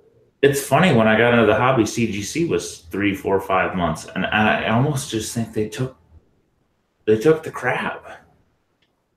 Yeah, well, they realized. I think they realized people were, maybe their forum is such a big group of people, and it's the amount of people complaining on there, and I just think they took the mid-grade shit and ended up with it. And not in a bad way, good way. I'm not trying to slam them. Everybody I've talked to using them is just, they're the new people. Yeah. I mean, most of the diehards, I mean, we'll buy a CBCS, but only at the right deal. Mm-hmm. And God, I love Trey. He might be the only person submitting to him still. I would be, maybe he isn't. Is he still submitting to him? He does for his PC stuff, but I mean, he's the only champion they have, and Jesus Christ, I should thank him for it, because the rest of us kind of gave up. We tried. I've got 2 or 3 rounds of books graded. Paul has traded books through Canada to get them. Yeah, I still got books sitting in there. And that's not a 9.8, Paul, or I'd trade you just to fucking get it off your hands. You don't think it's a 9.8? I know it's not an 8.8, Paul. You know it's not. How do you know? What's that book? The Wash. Mm-hmm. How do you know? I can grade a book, Paul. Yeah, have you seen it? Did you see? I don't remember the history. Was it in your hands? I thought you were talking my book. Oh, yeah. I know mine's not an 8. If it was 9.8 raw, I would just send it to you and take your CBCS. That's what I meant. Jokingly, if yours was a CGC 9.8, that I would trade you. If mine were a raw 9.8, Paul, I would trade you just to get it off your books. Right, and that'd be the funnier stories if yours was a raw 9.8, and I gave you my graded 9.8 for it as an even trade. For you, buddy, I'd do it, but it isn't. I know it's not. What book is this? A Wash 23 that Paul had to have a CBCS, so he traded his CGC away that he bought from Canada, and he traded to Casper. And I mean, he shipped it like 5 times to get it, and now he's like, God damn it, I need a CGC. Only Paul. I love my stories. I'll be right back. Hang on. Yeah, I don't know. That's one of the books that I'm still on the hunt for. I cannot find that book for the life of me. I've sold 198 of that, and I'm sad. I didn't sell it. I traded to fucking Coy. Goddamn you, Coy! You are the only person that gets trades over on me. And if I get more 9.8s, I'm never selling or trading again. Yeah. It's kind of like we were talking to our buddy in Louisville, the Black Cat guy. He's like, I'm never selling a Hulk 181 again. I'm never selling an AF-15 again. I'm never selling a Hulk 1 again. Every time I do, 6 months later, I fucking am pissed I did it. If there's a modern variant in that realm, Losh 23 is it. It's not gaining at like excremental rates, but it's just, it goes up. It just goes up and up and up, and you don't know why. Yeah, considering it's a 1 in 10. Still only about 109.8 on the census for a book like that. I think the bigger thing too is I don't think talk about buying lately is like I think I'm gonna start avoiding eBay, I think, for buying. I don't think it's your best venue. I just think, I'm not gonna lie, I'm a little bit of a lazy buyer. Like, you got Tony and you guys scour. I'm not fucking doing it. I don't have the time. I'm not paying top of market most of the time. If I get a book that I need that like comes to light once a year, yeah, I'll buy top market and wait till next year. But I don't, as long as I'm buying at a good price, I don't have to buy at a great price. Mm-hmm. But I understand your comment of why buy at the market center, but there's still dumb shits that have Sunday afternoon auction endings. Yeah. Coy. Yeah, no shit. I mean, there's deals to be had. The bigger the market, eBay is a huge market. There's dumb shit that happens. There are a percentage of deals. The percentage of deals goes down every year because there's more people watching. But we all can't have honey holes and places we find good deals. Mm-hmm. And I still think probably eBay has better deals than like Comic Connect, all those other auctions, just because there's less eyes. eBay has, what, 200,000 auctions ending some days. There's stuff that sneaks by. Yeah, I understand if it's that's a hellacious deal, but I don't know. Oh, our boy TJ is on. Oh God. He must have got the night off from dancing. And fuck you, Philip Chung. 5 lost 23s on the Raz page do not count. Too many windows open. Yeah, he's man, Philip is in one day, out the other as far as finding and selling. It's probably not a bad place. I'm like, I try to be, I can't do it. I get an emotional attachment to books, but I just want to. I mean, if I had 5, I'd sell 4 and just like keep one for the PC. But that's just me. I have 2 Loshes. I love them both, and it's going to be hard for us to sell them. I think if there's a modern variant, I mean, there's going to be a few, but if there's one that survives, that's probably it.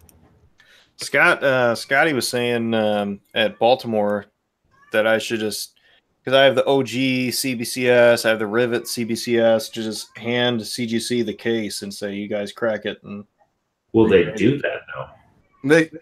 I heard one dude said they didn't want to do that for him at the con. I don't think they want to crack them. I think it's a liability issue, Probably. It's easier to crack a CBCS than those new CGC. I mean, Scotty and I had a 10-minute conversation on how to do it because I can't do it. Those CGC new cases are like Fort Knox of cases. You gotta have a fucking battle plan and some tools. You aren't doing it. Oh, buddy. I found a Gym 83. Uh-oh.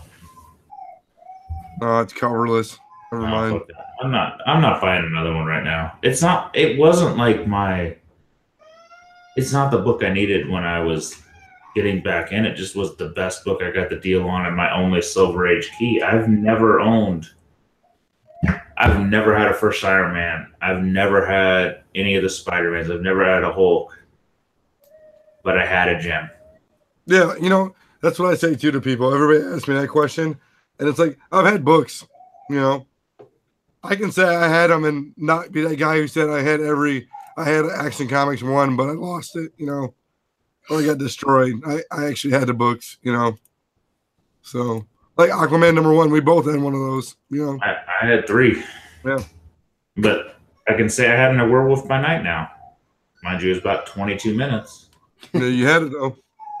It was a pretty copy, I'm not gonna lie, but I will buy something cool with it.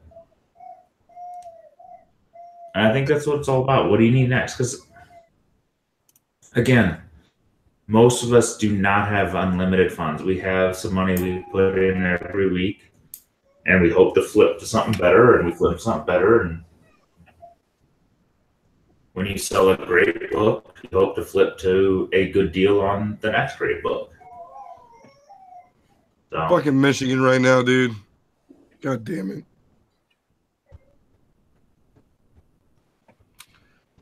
Yeah, I mean, I'm in the same boat, dude. I just flip, and we'll see what happens.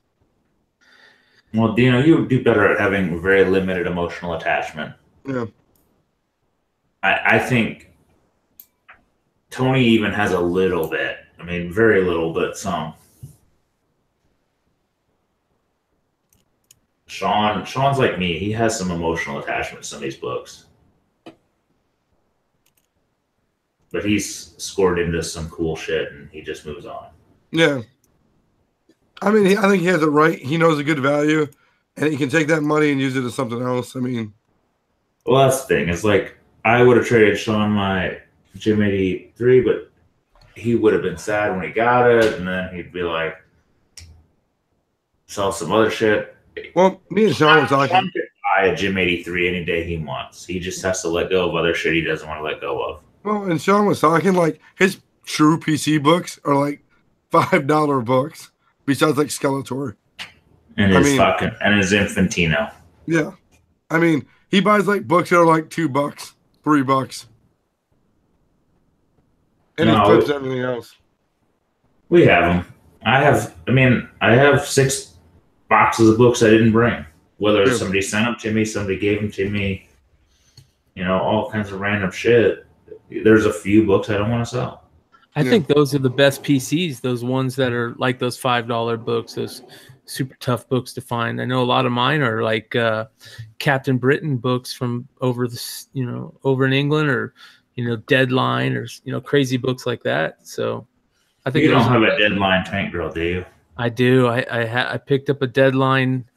I walked into my local comic shop, and he had just bought a collection of magazines and stuff, and I walked out with a Deadline 1 through 5 near mint.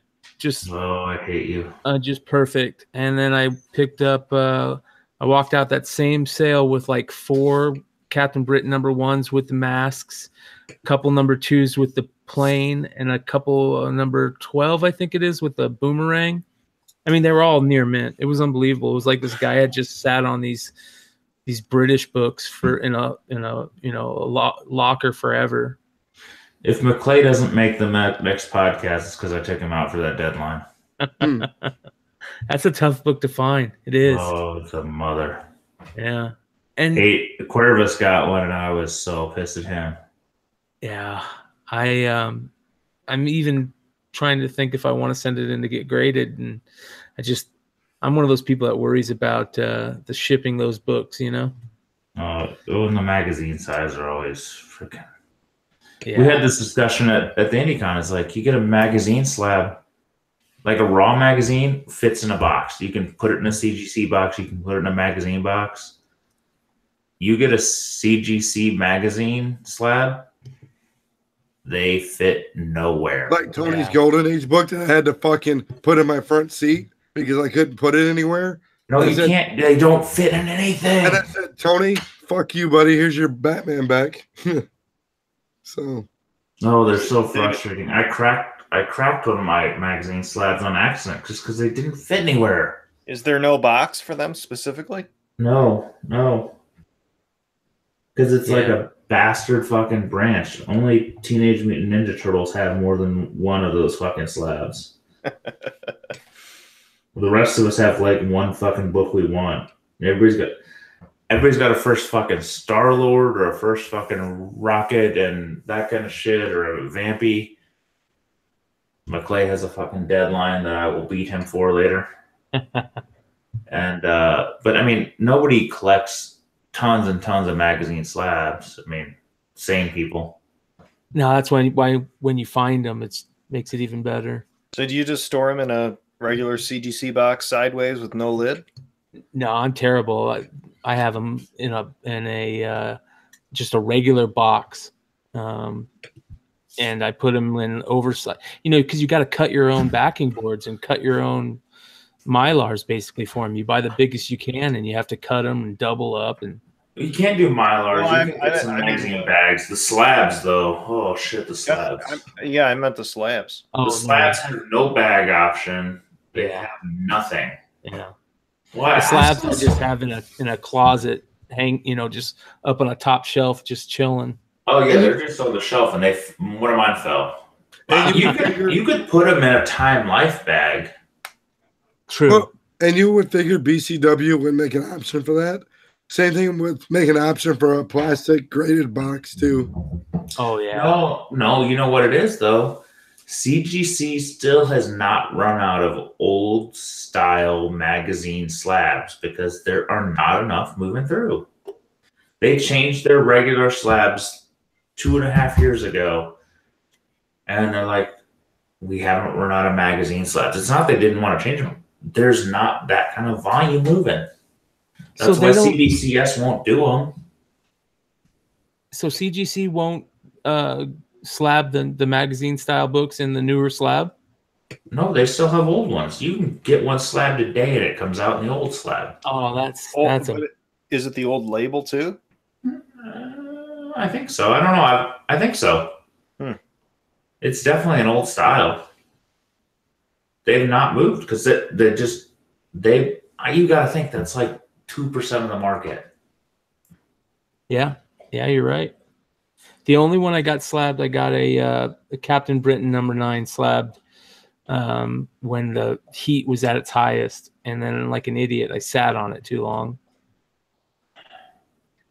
Or was it #8? Whichever the first Psylocke is, yeah. Damn you, Clay. Damn you.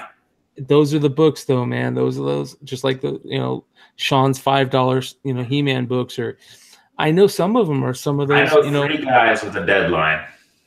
Well, there's some people out there that find those. I know I've talked to Sean about it, but like I have a Masters of the Universe, like a sticker book. Sticker book from when they first came out, and it's oversized and whatnot. And a lot of those people, those are their grails because they remember them from being a kid. What's that deadline book? Deadline #1. Yeah, fucking Tank Girl. There's 2 listed. One is our friend with the space helmet. Is it like a variant? Nope. The 1980s magazine, my friend. Oh, the 1980s magazine? Is that what it is? Are they both raw? 2 raw books up. One is our friend on Cbsi, and his is about triple the price. He'll get it though. Somebody will jump on that lure. I have actually contemplated giving him twice the going rate. So yeah. Oh, I see it now. Okay. There's another one, but it's got a lot of signatures, and I don't want that. From 88, from 1988, right? Yeah. Mind you, the issue I have with that book is Tank Girl 1 is the iconic cover. Yeah. So it's kind of like the first appearance iconic cover tied together. So not the Deadline 1 is a bad investment, not the Tank Girl 1's a bad investment. They both have their own reason to invest. Mm-hmm. Yeah. Because Tank Girl 1 is that image that, man, Rocket Bra and all that shit. Oh, I think that movie too, man. When that movie hit and we were kids, and most of us were kids, that movie was so crazy back then. Oh, nightmares for a lot of us. Ice-T, man. Yeah, as a space kangaroo. Oh, yeah. Craziness. And a lot of those overseas books are first professional works of a lot of our favorite creators: Grant Morrison, Neil Gaiman, Alan Moore. A lot of those crazy books are hard to find. A lot of those 2000 AD books, I mean, those are really hard to find in high grade because of that newspaper. 2000 AD would be a mother. Yeah, I have a couple of the I want to say it's like a 2000 AD 183 or something like that. It's the first Alan Moore 2000 AD. Picked up a couple of those in that same collection. A couple of the first Gaiman first works. There's a lot of really cool books over in that, and that's all those British books are magazine style books anyway. So Warrior 1 is a mother. Oh yeah. CGC won't even grade it because it doesn't. There's like 4 graded copies, and they realize it doesn't fit in their slab. It's too big. Oh no, that's a bummer. It's too small. Like there's, I think Jimmy told me there's between. I think it's 4. I could be off a few numbers, but there's like 4 graded copies because it's just if you've never owned one. Yep. Don't buy it to flip because you don't have anything to ship it in. You want to hear something even crazier about Deadline? Want to take Yeah. a swagger at how many on the census? Not enough. 1. Wow. Guess what the grade? Take a shot at the grade. 9-0. Close. 8.5. Wow. Well, I think I need to send one in. it might be a non-gradable book. That would hurt. Compare it to the other magazines, man. That's why Yeah. Warrior is not gradable. It's too tall. It's the same size as Warrior. That's Well, for they sure. graded one of them, so That means they figured it out after. It may not grade it. I would email them before sending them, Brian. Yeah. They just might not. It's the height. Those I freaking had one. I couldn't put it in anything. Like a magazine bag and board was too small. I think I had a Mylar that was like a 1/4 inch taller and it kind of fit in. And then I had to buy different. I had to mail it in a box because it wouldn't fit in anything else. Like you lose so much in trying to ship it back out on a flip. Like you better have good margins. Deadline 1, you'll be fine. But like a Warrior, there's limited margins on it. Here's the question: do you think I could walk into one of the on-site grading cons and have them grade one of those?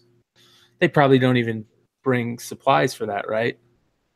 No, I don't think they do. I don't think they grade magazines on site. That'd be the way to do it. I think they're still on the old slabs and they're not doing on-site magazines. Well, they're doing the new posters and stuff now, so you would think that they would be. But the posters aren't in a slab; they're in like a Mylar casing. Really? Yeah. I think I've talked to Kenobi on it. It's more like a raw grading kind of thing. I saw a little auction with a bunch of old Grateful Dead posters that I'm sure Ben C was watching at the same time I was looking at it. Well, if you just want to take that grading headache off your hand, you know where to go. But no, I bet if it's a British magazine, well, like the Captain Britons are not tall like that. They're a normal magazine. But that Warrior, I mean, I only owned one, and it was a beast. I have one other like Golden Age book that is like more of a pulp that doesn't fit, and those things that don't fit with everything else piss you off every time you look at them because you have to put them somewhere special. Yep. And then you end up fucking them up because you forget they're there.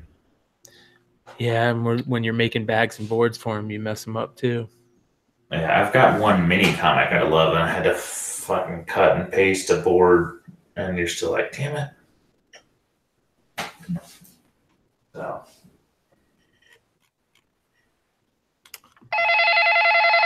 Oh, God. Hello, this is Dr. Fraser Crane. I'm listening. Yeah, you guys thought I forgot, didn't you? No, sir. Got the notebook right here. Paul's Problems. Man, back when I lived at home, I still have it somewhere, but I had a paintball gun.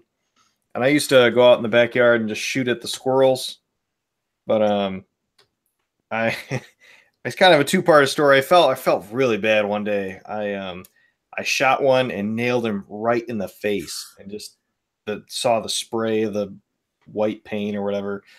And so I felt bad. So after that, I like really purposely only shot near them just to fuck with them and they'd run all over.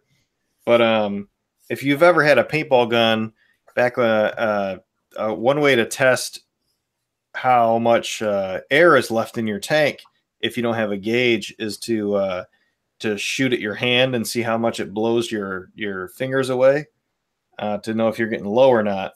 So I was shooting squirrels and whatnot, and I'd run out of ammo. And so before I took my gun apart, I thought I'd test how much air I had left. And so I held my hand out in front of the barrel, and I pulled the trigger, and the famous empty gun wasn't empty, and I shot myself right in the middle finger with God knows how many psi, because you can control the feet per second, and so I had mine cranked way up because I didn't give a shit, and it just obliterated my finger. Like the skin just got pressed down like a manhole cover and just was bleeding all over the place. And I was like, oh man, instant regret. And I walk inside, I put the gun down, I walk inside to go rinse my hand off, and my dad was like, are you okay? Your face is kind of white. And so I went inside and rinsed my hand off, and then I told my dad, I was like, yeah, I just totally shot my finger up with the classic empty gun, no bullet in the chamber kind of situation. But man, that was bad. Just I think to this day my one middle finger still has like a spot that's not as sensitive as the other hand. But that's my story for tonight. Check your chambers. Instant regret. Instant. Oh, I mean, that's a lot of my stories, but particularly when you're shooting yourself, no matter what type of firearm you're using, check your chambers. But yeah, always just good shoot time them at your hand. Yeah, I don't know what I was thinking, but that's how all my stories start. They start with that, end with instant regret. Sure. Yes, not thinking, shortly followed by instant regret.